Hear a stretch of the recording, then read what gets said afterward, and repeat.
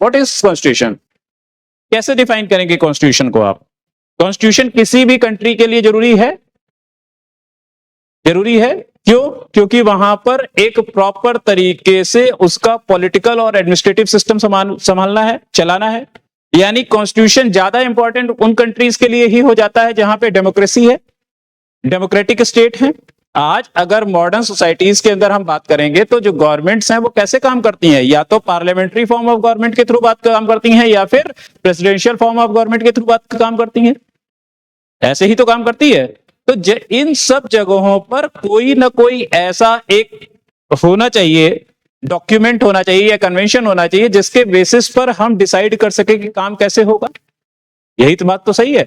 यानी it means अगर हम कॉन्स्टिट्यूशन की बात करेंगे तो कॉन्स्टिट्यूशन को हम किस टर्म में देखेंगे? सेट ऑफ डॉक्यूमेंट्स और कन्वेंशंस, या फिर डॉक्यूमेंट, कॉम्पैक्ट डॉक्यूमेंट जिसके अंदर वो पॉइंट्स दिए हो जहां पर कैसे कंट्री के एडमिनिस्ट्रेशन को चलाया जाएगा, ऑर्गन्स ऑफ द गवर्नमेंट कैसे वर्क करेंगे।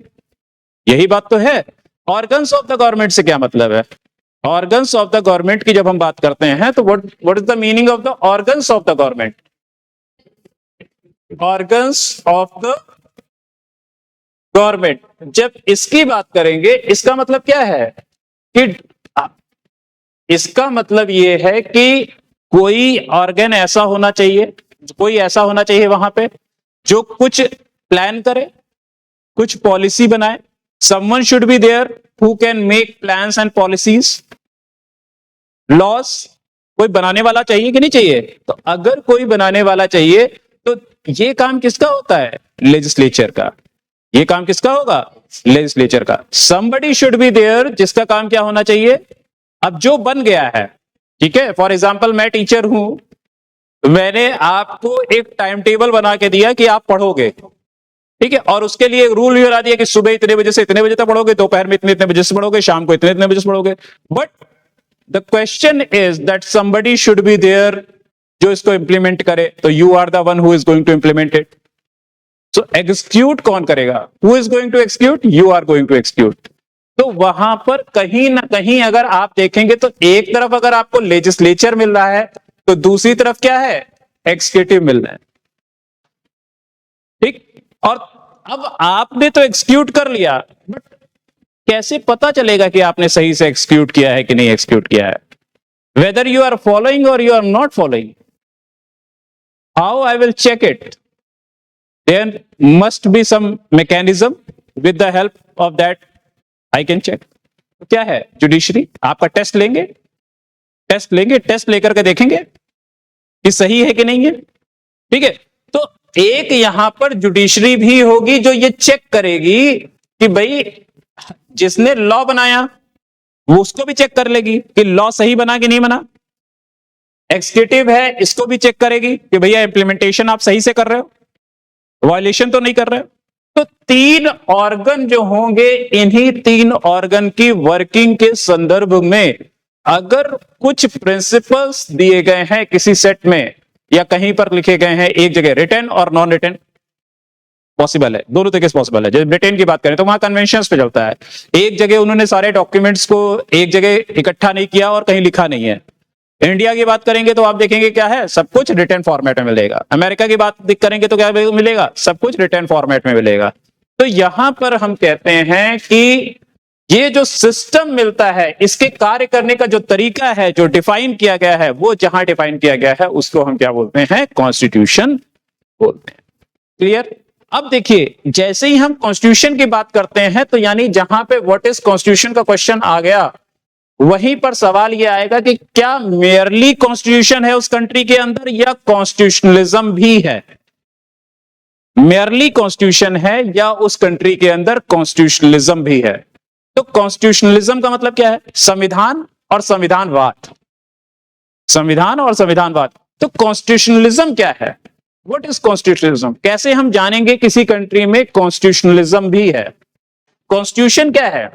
अगर हम एक जनरल लैंग्वेज में समझते हैं तो क्या है? सेट ऑफ डॉक्यूमेंट या फिर अ डॉक्यूमेंट, यही तो है। अब आप एक बात समझिए, ये जो डॉक्यूमेंट है या सेट ऑफ डॉक्यूमेंट है, क्या ये कंट्री में प्रभावी भी है? क्या ये कंट्री में प्रभावी भी है? क्या ये कंट्री के अंदर कार्य भी कर पा रहा है?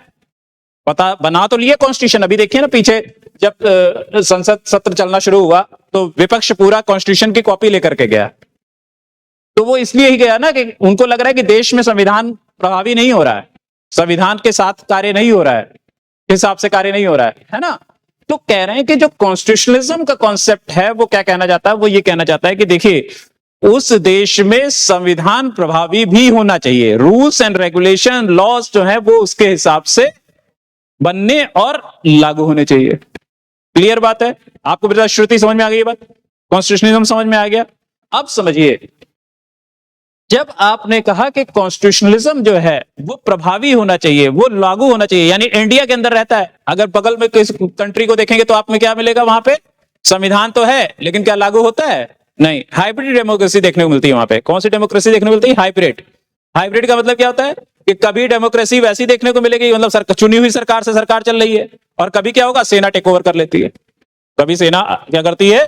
टेक ओवर कर लेती है। ठीक, तो इस तरीके से हम कॉन्स्टिट्यूशनलिज्म को समझ सकते हैं। क्लियर? यानी दूसरी बात और हम कह सकते हैं, क्या कह सकते हैं? कह सकते हैं कि जितने भी लॉज बनेंगे, ये जो लॉज बनेंगे, इन लॉज का सोर्स क्या होगा? कॉन्स्टिट्यूशन हो जाएगा। यानी बहुत सिंपल लैंग्वेज में हम कहते हैं कि तो कॉन्स्टिट्यूशन क्या है? Source of all the laws.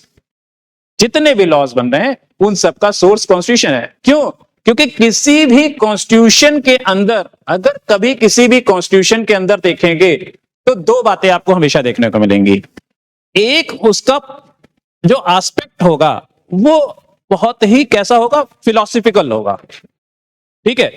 Philosophical का मतलब क्या होता है? फिलोसफी, दर्शन, उसका कोई दर्शन होगा। कहते हैं ना इस व्यक्ति के जीवन का दर्शन ये रहा। तो हर कॉन्स्टिट्यूशन के अंदर उसका एक फिलोसफिकल पार्ट होगा। ठीक है? तो एक फिलोसफिकल एस्पेक्ट है।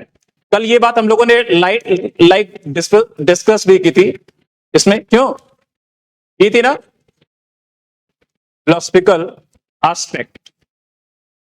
अब जब फिलोसफिकल एस्पेक्ट अभी किसी कॉन्स्टिट्यूशन को देखोगे तो फिलोसफी का दर्शन क्या कहता है? दर्शन क्या कहता है? दर्शन को अगर किसी को नहीं पढ़ा किसी ने दर्शन, तब भी सामान्य भाषा में अगर हम दर्शन की बात करें तो क्या करेगा दर्शन? क्या कहेगा? न्याय होना चाहिए, करुणा होनी चाहिए, दया होनी चाहिए, प्रगति होनी चाहिए। यही तो दर्शन है। जीवन का दर्शन तो यही है। इसी को तो कहते हैं ना जीवन दर्शन। जीवन में कुछ प्रगति हो, जीवन के अंदर कुछ करुणा दया हो, ठीक है, कल्याण की भावना हो। कहते हैं कि नहीं कहते हैं? तो आप सोचिए, क्या किसी कॉन्स्टिट्यूशन के अंदर यह कॉन्सेप्ट मिलेगा कि नहीं मिलेगा कि वहां पे वेलफेयर होना चाहिए, वहां पर जस्टिस होना चाहिए, वहां पर इक्वलिटी होनी चाहिए? ठीक है, होनी चाहिए कि नहीं होनी चाहिए?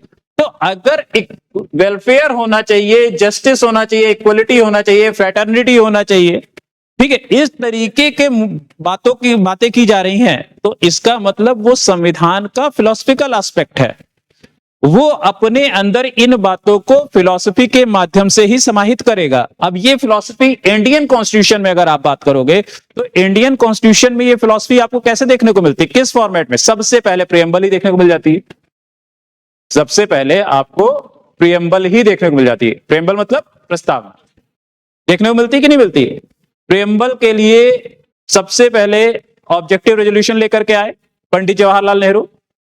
क्योंकि जब संविधान सभा, अभी हम लोग जब मेकिंग ऑफ कॉन्स्टिट्यूशन पढ़ेंगे तो उसमें देखेंगे, जब संविधान सभा बनी तो भाई पहले दिन बैठक हुई, एक मसला हल कर लिया गया, दूसरे दिन बैठक हुई, दूसरा मसला हल कर लिया गया, लेकिन जब तीसरे दिन बैठक हुई तो नाउ व्हाट, अब हम क्या करेंगे? ये क्वेश्चन सामने आ गया।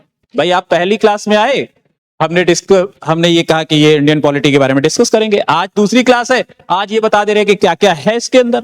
लेकिन जब तीसरी क्लास होगी तब तो फिर ऑब्जेक्टिव लेके चलना पड़ेगा ना कि इसमें ये खत्म हो रहा है, इसमें ये खत्म हो रहा है, इससे आपका ये बेनिफिट होना चाहिए। तो अब मसला हुआ कि तुमने तो फिलॉसफी की बात की, तो जब भी आप फिलोसफिकल एस्पेक्ट देखेंगे तो कभी कोई आपसे पूछे कि कहां फिलोसफिकल एस्पेक्ट देखने को मिलेगा, तो आपको प्रियम्बल में देखने को मिलेगा। प्रियम्बल जो है वो आपको फिलॉसफी बताएगी। उसी फिलॉसफी को ही और ज्यादा इंप्लीमेंट करने का काम कौन कर रहा है? Fundamental rights. उसी फिलॉसफी को गवर्नमेंट को इंस्ट्रक्शन दिया गया कि वेलफेयर, गवर्नमेंट तो वेलफेयर करेगी। वेलफेयर किसके बेसिस पे करेगी? तो डीपीएसपी। कोई उसके पास इंस्ट्रूमेंट ऑफ इंस्ट्रक्शंस होने चाहिए, यानी डायरेक्टिव प्रिंसिपल्स होने चाहिए। इंस्ट्रूमेंट ऑफ इंस्ट्रक्शंस पहले कह जाते थे, अब क्या कहलाते हैं? डायरेक्टिव प्रिंसिपल्स कहलाते हैं। तो वो होने चाहिए। तो वो कहां से आएंगे? वो कॉन्स्टिट्यूशन में ऑलरेडी मेंशन। सिर्फ फिलॉसफी जो है वो सिर्फ इनके लिए नहीं है। फिलॉसफी सिर्फ ऐसा नहीं है कि संविधान के अंदर तक समाहित हो। संविधान मूर्त रूप में कब होगा? जब संविधान की बातों को आम जनता भी स्वीकार कर ले, यानी कि फंडामेंटल ड्यूटीज, कर्तव्य का निर्वहन करे। ठीक है, आप देखते हैं ना कॉन्स्टिट्यूशन में, जिसने भी कॉन्स्टिट्यूशन थोड़ा देखा होगा उसको पता होगा, फंडामेंटल राइट पहले आते हैं लेकिन फंडामेंटल ड्यूटीज बाद में आती हैं। आती कि नहीं आती? ये एक प्रॉब्लम नहीं लगती?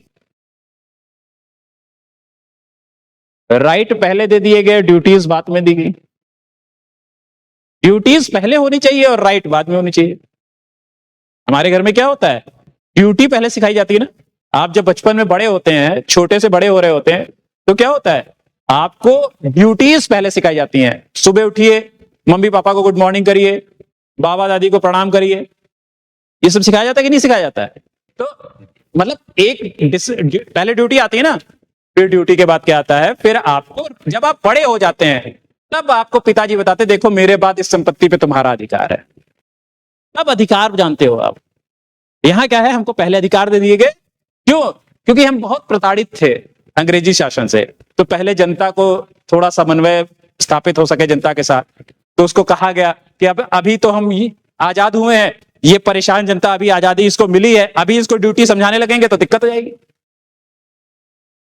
है ना? भाई जैसे हम बहुत भाषण दे दे और तुम भाषण के बाद बाहर निकलो और बाहर भी कोई तुमको 2 शब्द भाषण के ही बोल दे, तो सोचो तुम क्या चिल्ला पड़ोगे कितनी जोर से। लेकिन जो समझदार होगा वहां कान लगा के सुन रहा होगा, तो बाहर निकलते कहेगा पानी नहीं पी लो, तुम लोग थोड़ा बैठो, सुनो ये अपने ही प्रेमिसेस है, कोई चिंता नहीं है ना, तो बैठ जाओ।